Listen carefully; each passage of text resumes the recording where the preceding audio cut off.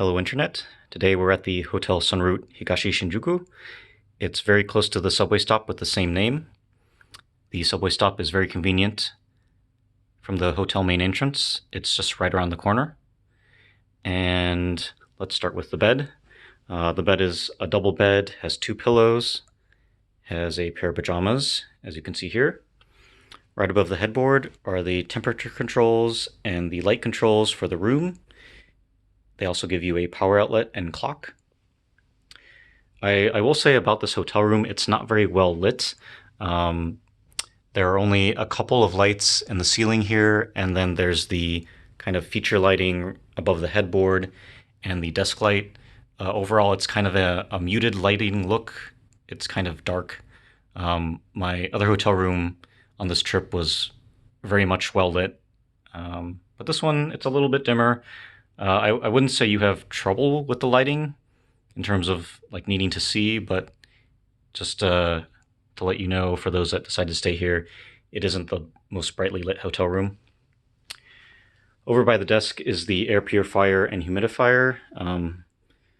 The machine they feature in this room has both, so if you need either air purification or humidification, both can be done with this machine.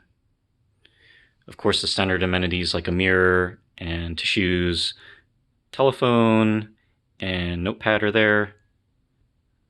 The TV is kind of on the small side, but this is actually the standard size of the TVs of a lot of business-style hotels here in Japan. I think it's like 28 or 30 inches.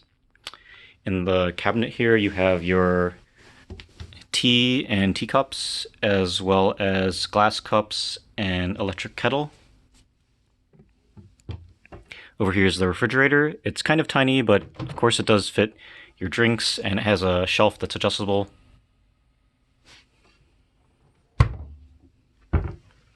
Moving on to the bathroom. In front of the bathroom is a full-length mirror. And in the bathroom is your typical Japanese hotel style setup. You have a bathtub with the shower head right there. You can move the water from the bathtub faucet to the shower head. You have your soap, shampoo, and body wash, hand wash for the sink, and toilet with special controls for the bidet, wash, deodorizer, and pressure control, actually. Toilet paper and towels, of course. And this particular hotel comes with cups, a hairdryer, and a bunch of amenities here. Your razor, your toothbrush, toothpaste, brush, and Q-tips. If you go back out to the hall, this is where you put your key to make sure the electricity in the room works when you're in it. I have my jacket hanging up here, but otherwise you have a bunch of hangers and your in-room slippers, your luggage rack, and clothes press. They also leave you magnets for do not disturb and housekeeping. They have instructions for if you're staying multiple nights. Let's say you want to be environmentally friendly, and they won't necessarily change your linens all the time. It's just to save water and help the environment out.